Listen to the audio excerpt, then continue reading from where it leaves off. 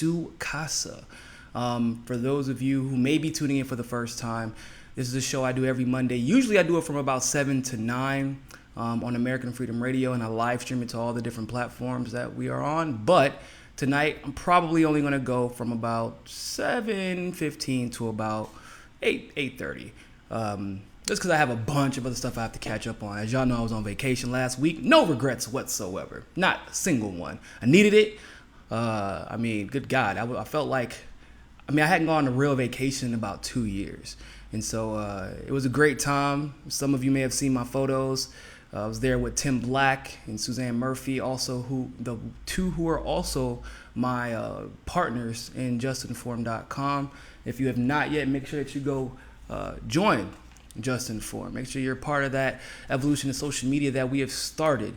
We have something for everybody. If you're just a onlooker, you can definitely still get your news and all your social interactions there. But if you are a publisher, like a content creator, great website for you. Obviously, we don't censor. That's the whole reason we created it.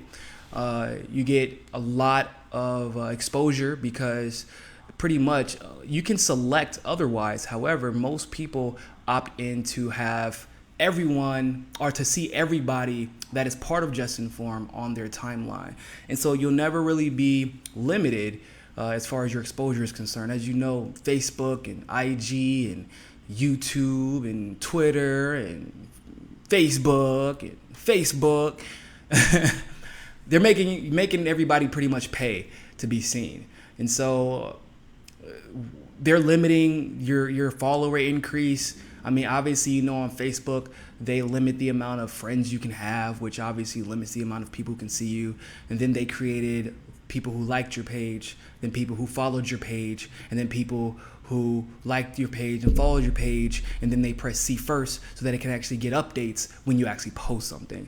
So, go to justinform.com and join that. So, I want to go ahead and get started. I don't know if you all saw or if you all know, but the DNC made a bunch of huge changes to their superdelegate system. And by a bunch of huge changes, they didn't really change anything. Some of the changes include not being able to vote during the election, the electoral process, which was already a thing. They couldn't vote. But just to make sure they let us know, they said that don't worry, because they can still endorse publicly who they want to be the candidate, and they can still vote for the vice presidential nominee in their first vote at the convention. They just can't vote for the presidential nominee. I did a show going into a little bit more detail about that particular aspect this morning as far as the vice presidential nominee is concerned. And I definitely encourage you all to go watch it. But the long story short about that is that's one of the most dangerous abilities to influence the outcome of history that has ever been given to a delegate. And the reason why is because when FDR was president, he had a vice president who was the second most popular politician in the country, only to FDR. And that was Henry Wallace, who was a declared socialist, card-carrying socialist is what they called them back then. He was essentially going to end segregation once he got in office, because we knew that FDR was on the way out. He was going to stop colonialization. The dude was going to revolutionize the world and how we see it today. A lot of the things that we deal with now, we wouldn't have had to deal with if Henry Wallace would have became the president. But they knew this. And so what the conservative wing of the Democratic Party did was usurp, for the first time in history, the pick of the president of the United States by doing backroom deals and confirming Henry S. Truman, who dropped the bombs on Japan. And that's just one of the things that he did once he became president of the United States. So, but Donna Brazile just wanted to make sure that people didn't worry that just because they got rid of, that they reformed the superdelegate system, as they put it, that doesn't mean that the Democrats don't still have power, that they still can't pick who they want. But let me go ahead and read to you what she said. In 1 second, I'm going to pull it up.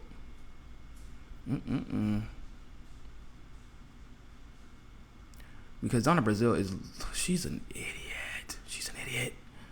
Why? I just don't understand, like, the audacity, really.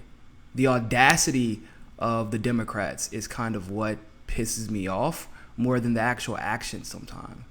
Because they truly believe in their heart and soul that they can say and do whatever they want, and there will be absolutely no consequences, despite the fact that they have been getting utterly obliterated in these midterm elections. Let me go to her page. I lost a tweet on my page.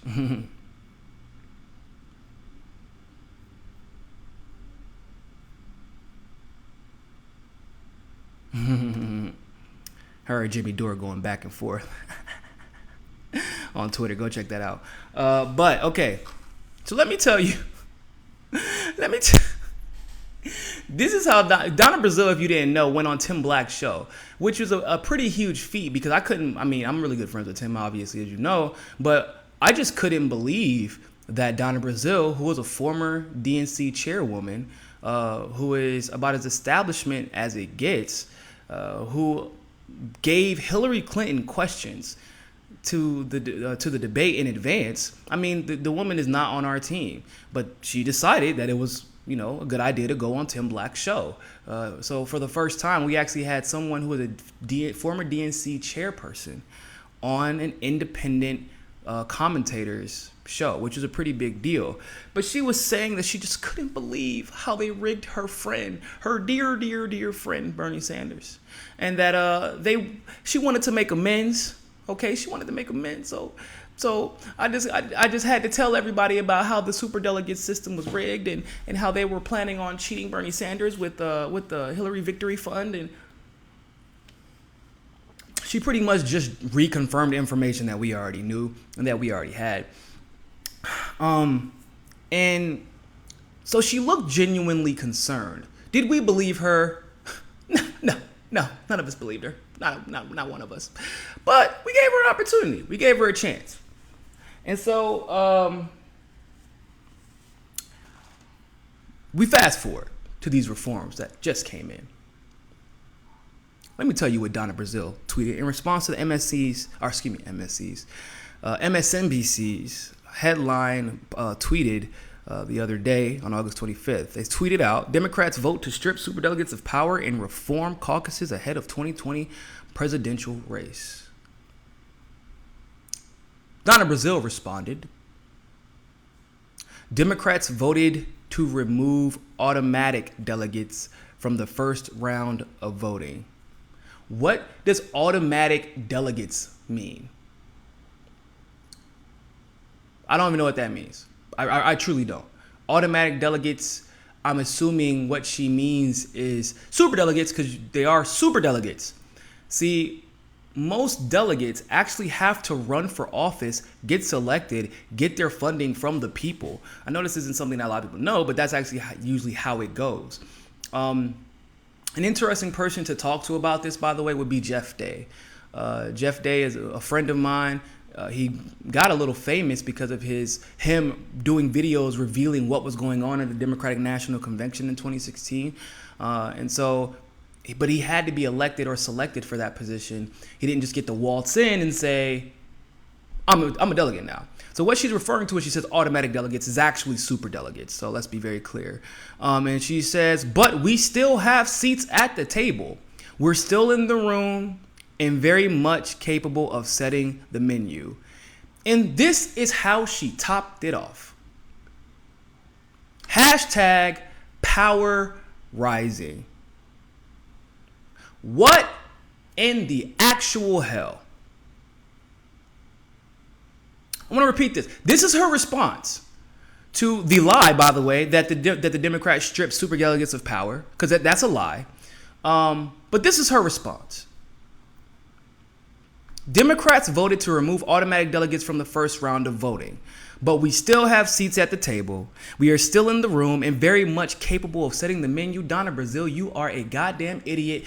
Fire your PR manager. Whoever your PR guy is, fire them.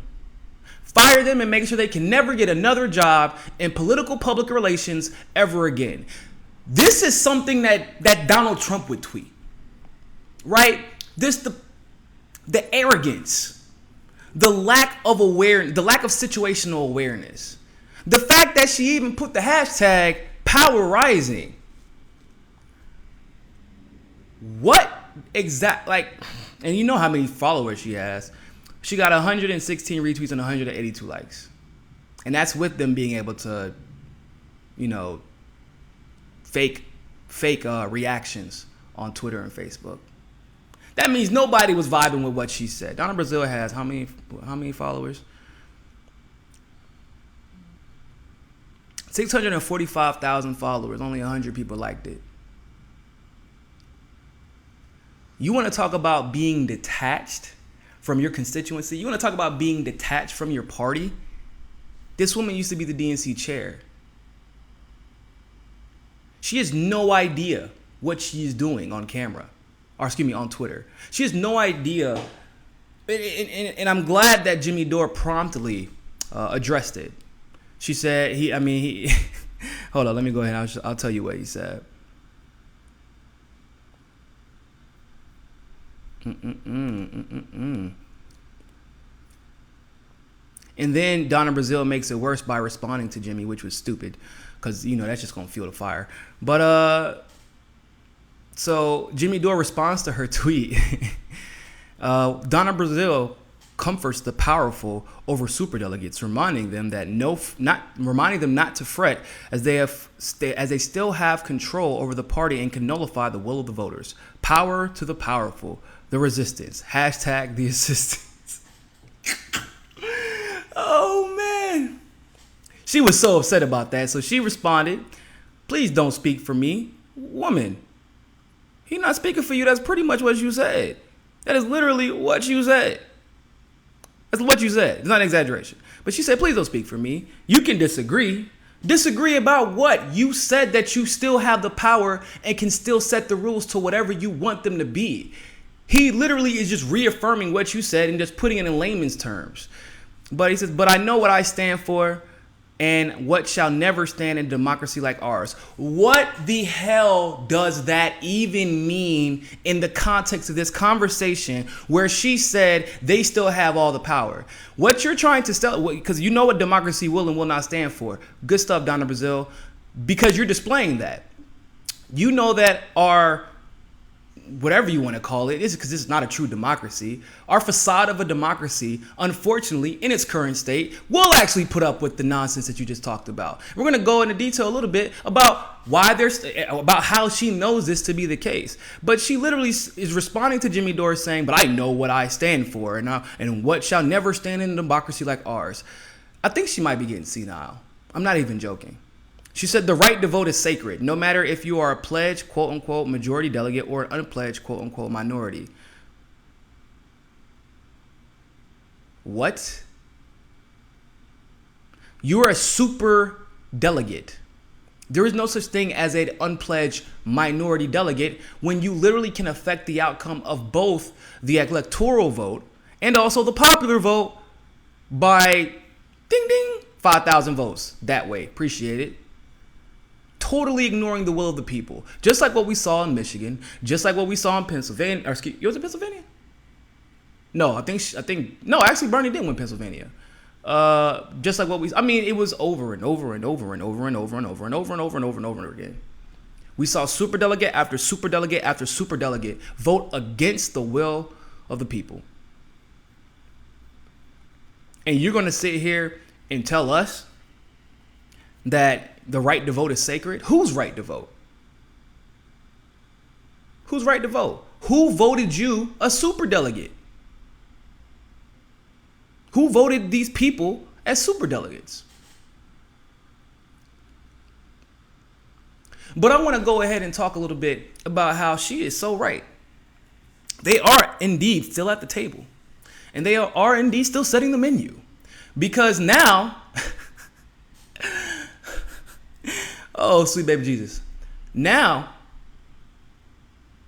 because of the DNC fraud lawsuit that we started, because of Jared and Liz and myself and Colin, because of all of you who are part of that class action lawsuit, the DNC decided to take a little bit of precaution. So you all remember what they asserted at that hearing to dismiss the case. The DNC, the Democratic Party, could go in the back room and roll up some cigars and select their candidate however they'd like to. Apparently that wasn't the case, or else they wouldn't have just introduced the appendix. Appendix E is what it's called. Now, guess what Appendix E says? Appendix E says that the DNC chairperson reserves the right to select their nominee. They have just taken 100% of the voting power out of the hands of the voters. If you didn't think the DNC primary or the Democratic primary was a bullshit facade before, ladies and gentlemen, you better wake up. Because as much shit as we can talk about the Republican Party, and it is really easy to talk shit about them, the DNC just voted to reform nothing and pretended like they made all these reforms to superdelegates. But at the same time, said, oh, yeah, we're going to take a little bit of the power from the superdelegates, which we're not taking really any, but we're going to take a little bit of it. But now we're going to put the entire decision, no matter how much money we spend, no matter how much money you've donated to the party, no matter how much money you've donated to the candidate, no matter how many doors you knocked on and material you've passed out, no matter how much you've educated yourself on all the candidates, no matter how many lives are at stake, no matter how many schools and people's educations are at stake, no matter how much healthcare is at stake, no matter how many bombs are at stake, no matter how many countries and their livelihoods are at stake, no matter how much the planet, the environment is at stake, all of that now falls on the hands of whoever the DNC chairperson at the time is, which is whenever the president is in power or whenever a Democratic president is in power, they appoint the DNC chairperson. But now it's just Perez, and they got, obviously because Obama was on the way out, they voted in Perez, even though that was a sham also. But it all falls on the hands of one person. Now, there's a couple of reasons for that. One, because like I said, the DNC fraud lawsuit, it's going to burn them. Potentially, we're going to bankrupt the party. Party's over. Party's over. Party. They're going to be done. They're done. If we win, that is $900 million plus legal fees. For every single hour, every single day, every single month, and every single year that Jared, Liz, and Colin had to work on this lawsuit.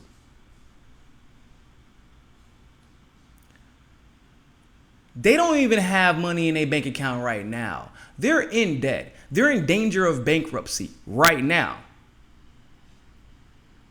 Now, this DNC fraud lawsuit asserted that as a private nonprofit, which is a lie, but whatever, but as a private corporation, they do have fiduciary duty to maintain the contract that they made to their donors. This is the number one reason that nonprofit companies are sued. Before, most political lawsuits came after a loss, and so it looked politically motivated for PR. However, we were smart enough to initiate ours before anything happened. We gathered the facts, and we wanted accountability regardless of whether or not Bernie Sanders won. Because she is right about one thing: the right to vote is sacred, and we had our rights to vote hampered and hindered at every single turn because of the DNC, because of Debbie Wasserman Schultz. Now, at that point in time, nowhere in their charter did it say that the DNC chairperson can lie. Nowhere in their charter did it say that they have to be, or excuse me, that they can violate all the rules set in their charter. Nowhere in their charter did it say they can handpick who the presidential nominee is. But they have now made the DNC chairperson potentially the most powerful person in all of politics. Why? Because they can just keep setting up shitty candidates and lose. And we're always going to have a Republican opposition candidate who just says, at least we're not those dumbasses who don't know how to listen to their base. Hell, even Trump knows how to listen to their base. 60% of the country is pretty okay with being racist. This is a fact, unfortunately. It's a statistical fact. Even if they're not okay with being outright racist, they're okay with self-victimization and being a little bit discriminatory and prejudiced, even if they're not racist.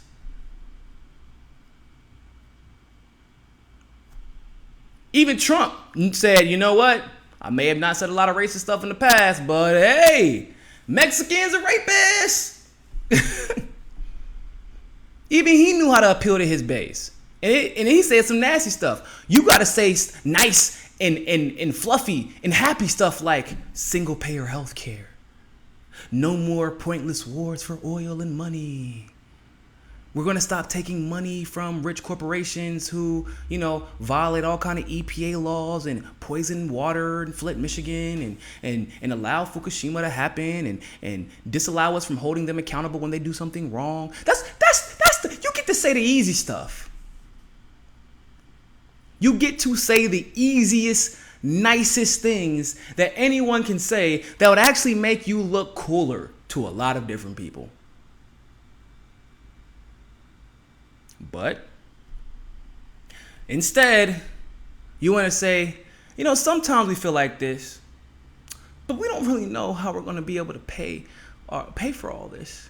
I mean, we got a lot of money for war, but if we spend all this money on war, how the hell are we going to keep our homeless vets off the street? It just doesn't add up. Bruh. Really?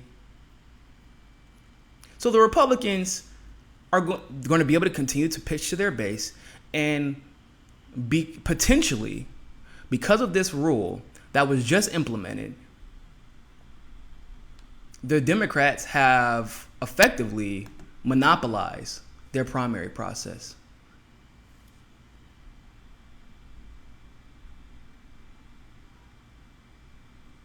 Oh, if you're on JNF, I believe it was Alex Martin or Chris who actually posted the appendix E in the group, in the live chat. So definitely go check that out. If you have not signed up yet, you better sign up. So the other reason why they've become the most powerful person, because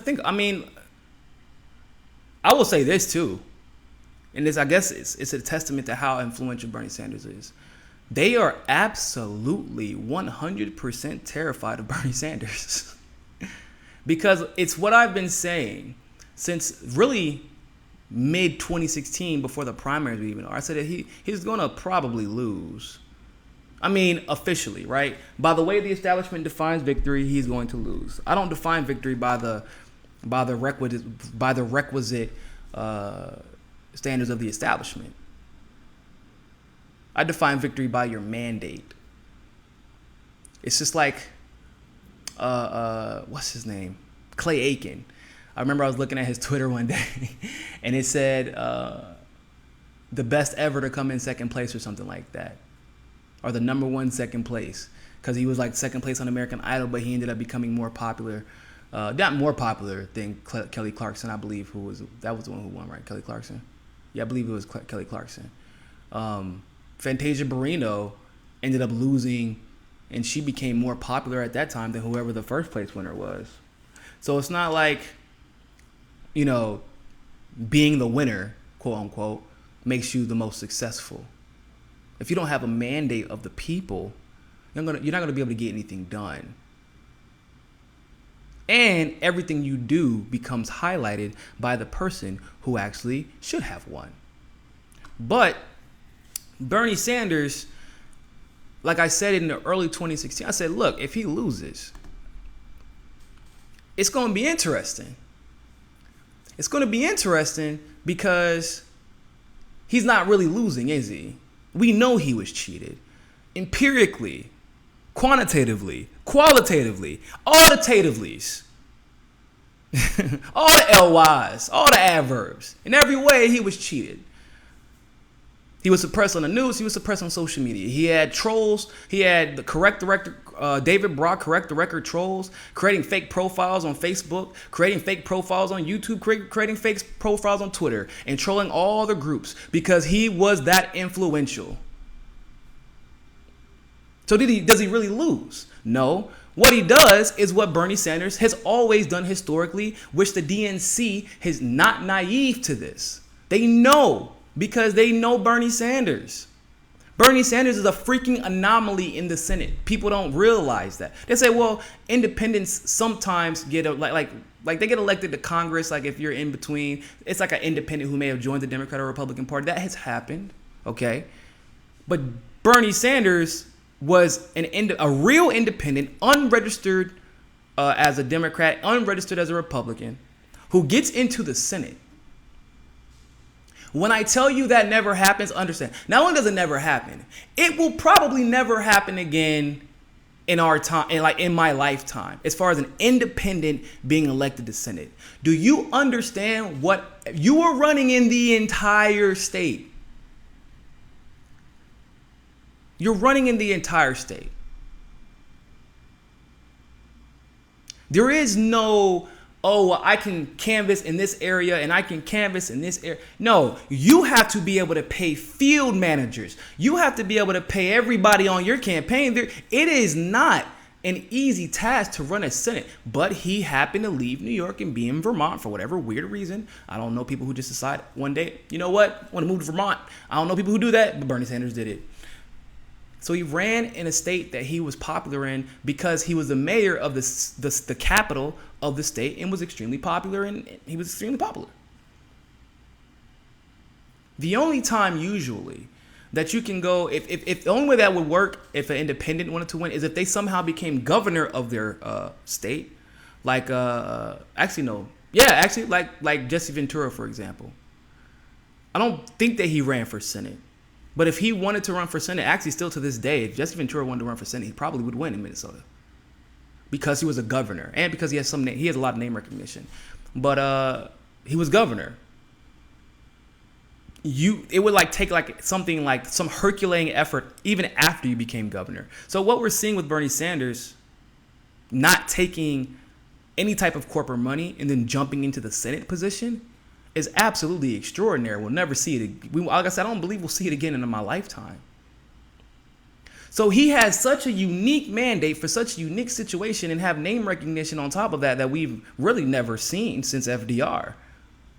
Hillary Clinton was not more popular. She was more recognized. But the problem is it was a lot more, way 70% negative. It was 70%. To the point where everything that came out about her was what? Oh, this is right-wing propaganda. It's like, bruh, everything is right-wing propaganda, even the thing that the left is saying about her. You know, when Hillary Clinton first started running, you know where I got most of my information from about Hillary Clinton? It wasn't, I didn't, at that time, I don't think I was even as open to different sources as I am right now. Most of the information I was getting about Hillary Clinton was coming from the left.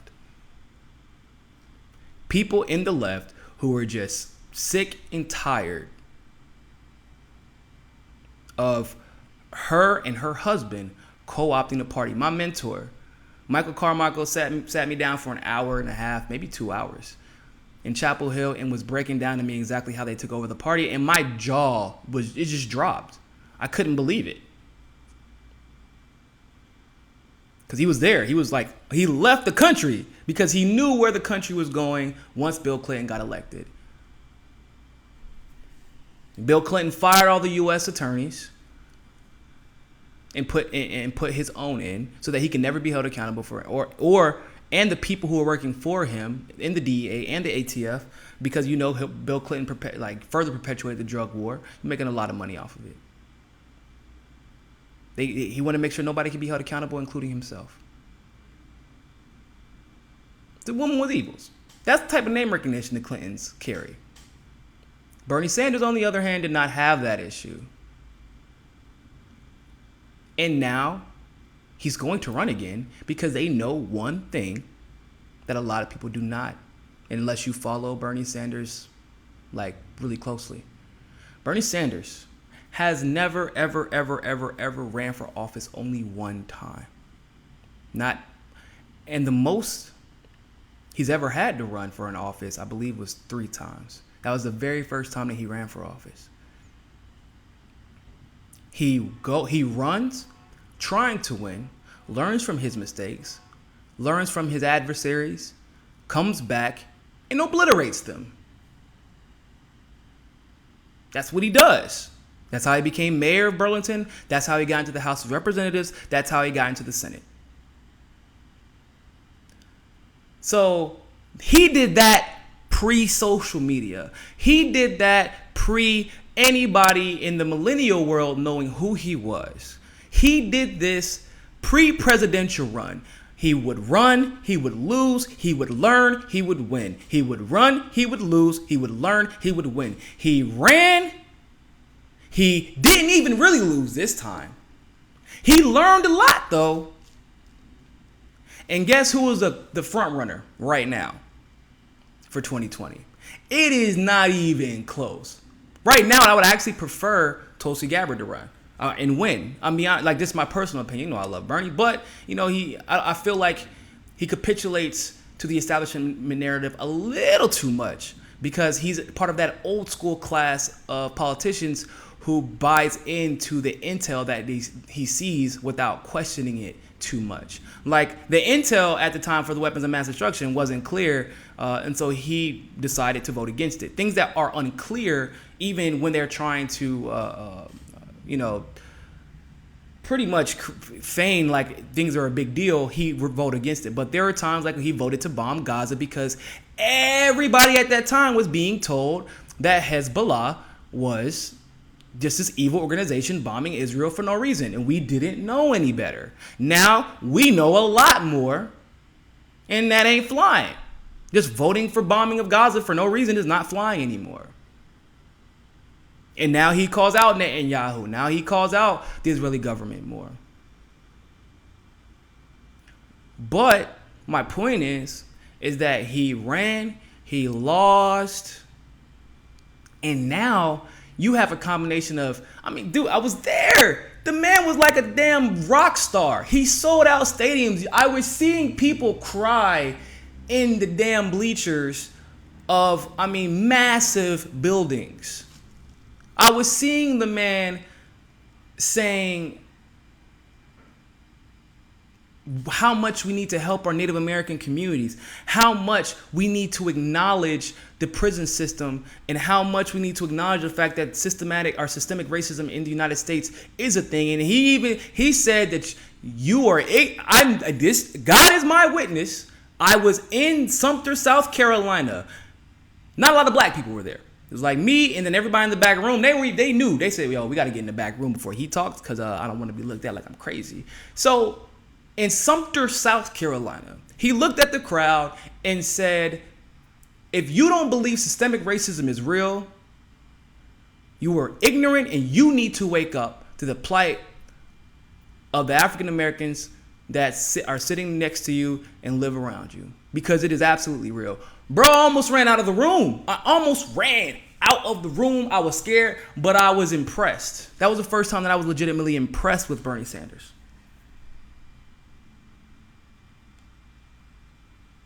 That is why he has a mandate. If you only see what you see on TV, it's one of those weird situations.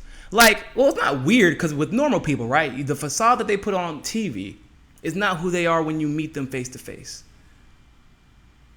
And that's normal, but in politicians, when the facade they put on TV is usually better than when you meet them face to face. It's usually worse. It's way worse when you meet them face to face. But I met the man face to face several times. I've shaken his hand. We've hugged each other a couple of times.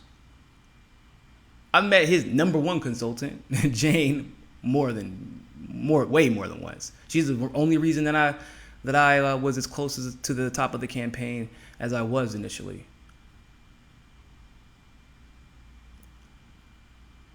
He makes missteps. But there are some things that you can sense in somebody that you can't explain, you can't codify, quantify, or qualify it. You can't even you can't even rationalize. You're just like, I don't know what it is. The only way I can explain it is that when you say things that were once considered political suicide, to no benefit, well, you don't change your speech based on the crowd you're talking to. Because I went to an event that had like 30, 40 people show up. And I went to another event that literally had like 8,000 people. They had to fill up the overflow room. The same exact speech. It is the people that were in those rooms who will be there canvassing for him, making sure that every single vote is counted this time. The people who are crying in those stands. And the DNC knows this. They are not stupid. They know the only reason that they got away with what they did with Hillary Clinton was because of her name recognition, and they can rely on that and rely on that and rely on that and rely on that and rely on that and beat the dead horse until ultimately, Donald Trump won.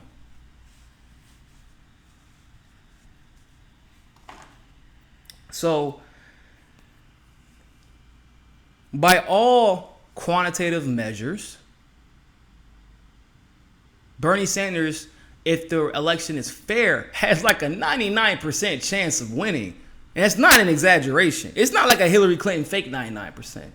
This is a real life 99% chance. And that's only if, of course, that there aren't a couple of other real progressives who run. Like Kamala Harris ain't gonna get the job done, people. And the DNC knows this. That's why they stopped bolstering her so much. They're trying to set Kamala up for the next time, because this time ain't gonna work. It's a matter of, this is just how it works. Why do you think that they didn't want Henry Wallace to win? Because they knew that they can cheat somebody. If you cheat somebody in politics, you got to cheat somebody. They got to be done. You got to shame them to the, and it was easy to do it back in the day. They shamed Henry Wallace because he could have ran, right? He could have ran against Truman. But he was so pissed. He was so jaded. There wasn't enough outreach. He had no control over the mainstream media anymore. He had no control over media. There was no social media at all. So Henry Wallace got ran out of politics. And if Bernie Sanders was running in the FDR era, he might have gotten ran out of politics. He would have likely lost his Senate seat because they would have ran a candidate against him, put all kinds of money into that campaign, and ultimately won. But they are working this hard to rig it because they know that for the most part, even if they rig it, it is a foregone conclusion, which is what I talked about earlier this morning. Their focus has shifted. Their focus has shifted from trying to make sure the presidency can be rigged legitimately to, you know what we'll do? Bernie Sanders is 70, he'll be 76 when he runs and wins. You know what we'll do? We'll make sure we get to pick the vice president. Exactly what they did to FDR when they knew he was on the way out. They knew he was about to kick the bucket. They made sure that the socialists couldn't change the world. Like I said earlier, y'all have no idea how much effect that superdelegate vote for the vice president impacts. So much. Our world looks completely different than what it was supposed to look like.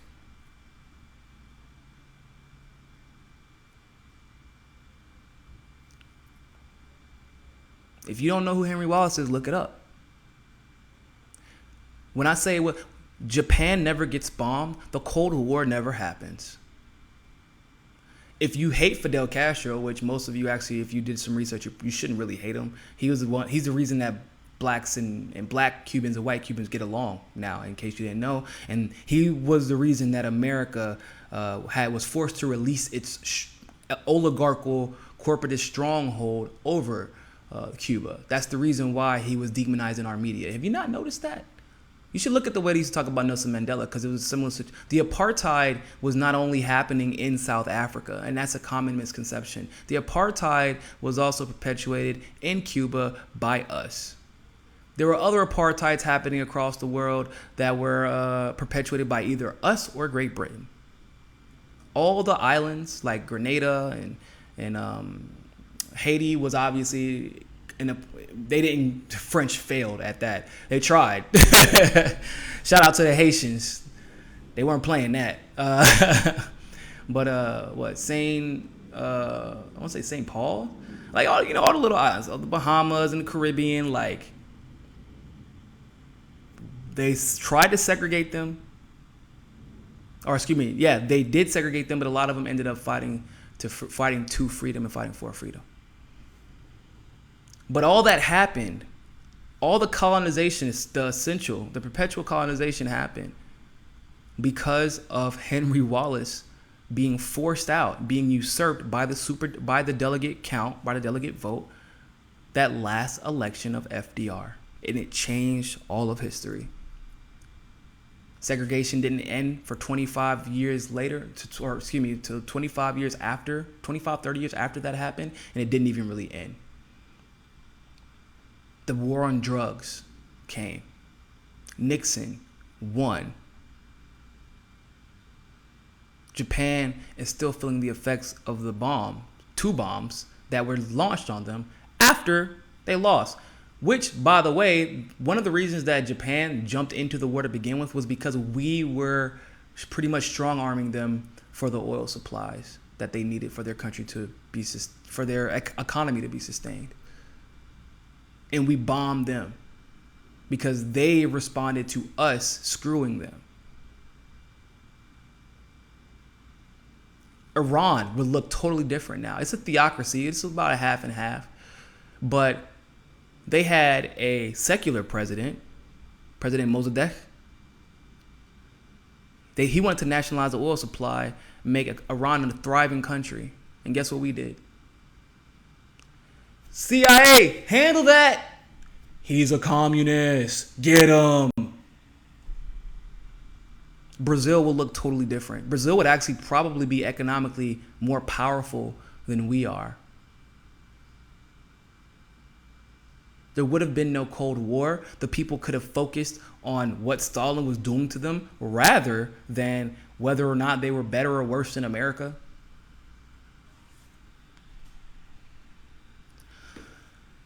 I mean, the list really does go on.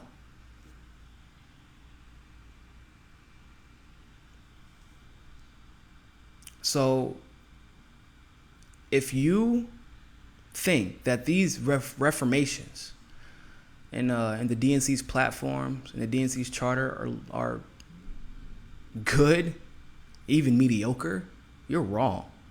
Things have actually gotten much worse.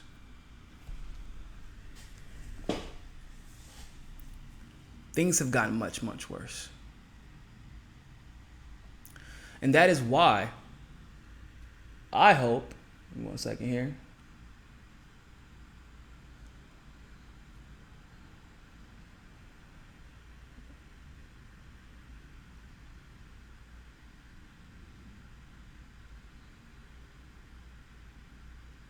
Boom. There we go.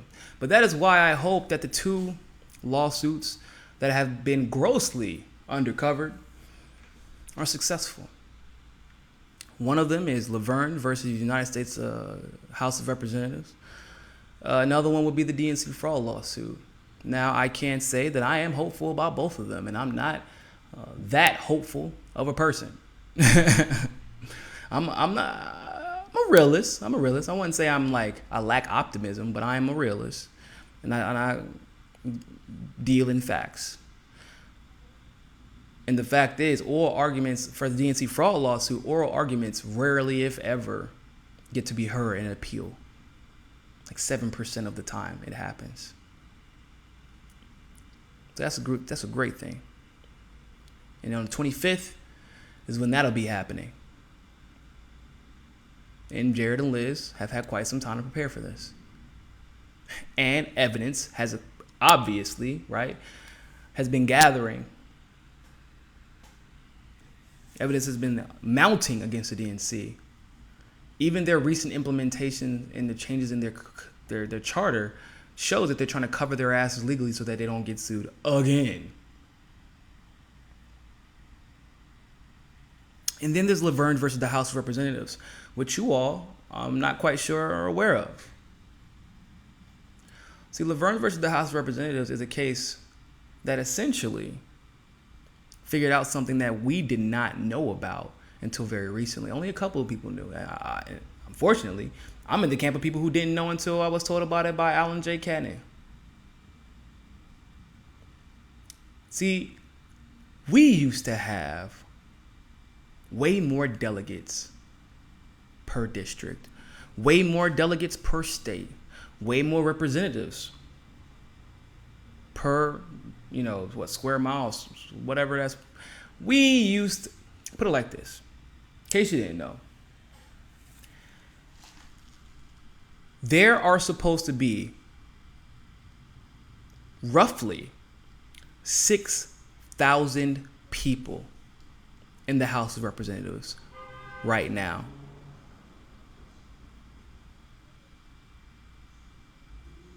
It's not like it's a fact. It is so much so a fact that the authors of this case are actually about to go fight in the Supreme Court. What that means, if they are successful, that this is not a it's potentially and it's some great news, and in some it's like, ooh, this could get a little murky, but potentially this means that almost every single resolution, every single bill, everything done by the House of Representatives and by the Senate will be erased. Starting from when Teddy Roosevelt created an executive order to limit the amount of representatives in Congress and the amount of senators. Understand, that is no small feat. That is game change. Do you understand why it's important to have the requisite? We don't even have enough people to convene right now, technically, by the rules, by the established rules of the Senate and the House whenever they were first created, which is that only the Senate and the House can vote and create laws that deal with Congress. And only the Senate or the House really can challenge and this is like parliamentary procedure. Only the Senate and the House can change rules for parliamentary procedure. It has to be voted on. Funny enough, I'm surprised I didn't know that, considering I used to do student Congress in high school, but whatever. When we have to change rules, I can't stand up. When I was a presiding officer, I couldn't stand up and say, I want to change all the rules and bang my gavel. That's not how it worked. Whether you were in the House or the Senate, you had to vote on those rules to parliamentary procedure to be suspended.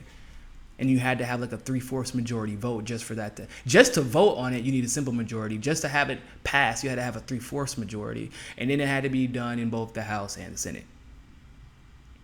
So Teddy Roosevelt never had the power to do that. And this case is in the Supreme Court right now. And let me see if I know Alan's always talking about it. So let me go to his Twitter page real quick. And I'll tell you when they're supposed to be heard.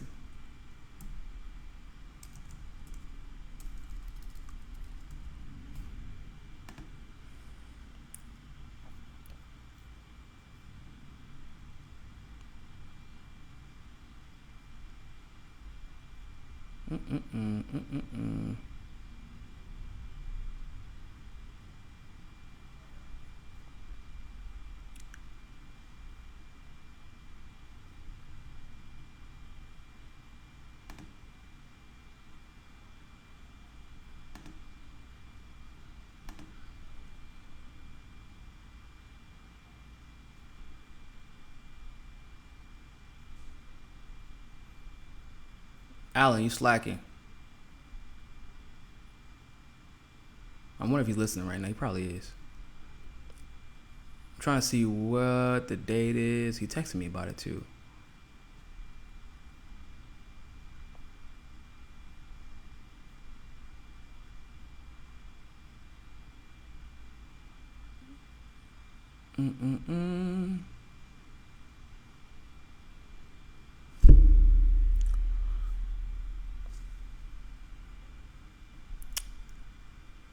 DNC fraud lawsuits.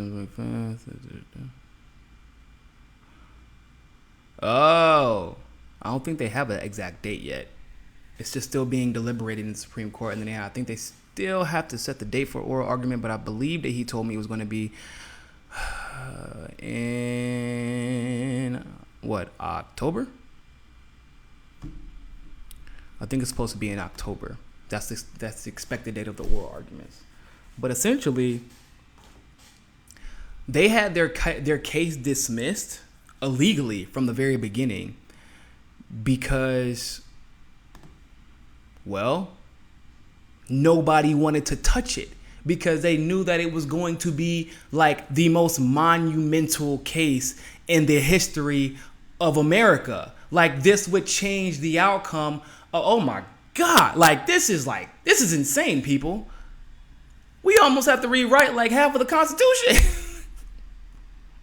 You understand that? We would have to hold an infinite amount of special elections. If this case passes, you're probably going to see me join the House of Representatives. I'm not even exaggerating. I'm not joking about that. If this case passes, I'm probably going to run for office. Because that is, if there was ever a sign, if you were like, man, should I run for office? If this case passes and you have the means to do so, if you have the desire to do so, if you have the wherewithal, you get your ass out and you run for that House of Representatives spot, because this is where we take over and take our government back by force. They don't have enough money to pay for everybody to beat us. Some of us will lose, some of us will win, but they ain't got enough money for all of us to lose. If progressives and populists oversaturate the government, ranked choice. This is why ranked choice voting happens. Because you have so many representatives, you just can't do it the normal way. Listen, people. This case is it could change everything. Just like the DNC fraud lawsuit could change the dynamic of the power structure as far as the duopoly is concerned. This could change the dynamic. Like, there is no more controlled opposition with 6,000 representatives in the House, people. You don't show up to work, fine. We'll vote. Don't worry about it. Imagine how hard it would be to pass a military budget when you have to compete for your position with hundreds of other people. Oh, you don't want to pass single payer health care? Got something for your ass. Next in line, please.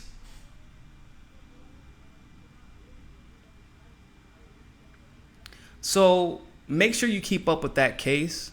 Follow Alan J. Cannon on Twitter. He definitely tweets about it a lot.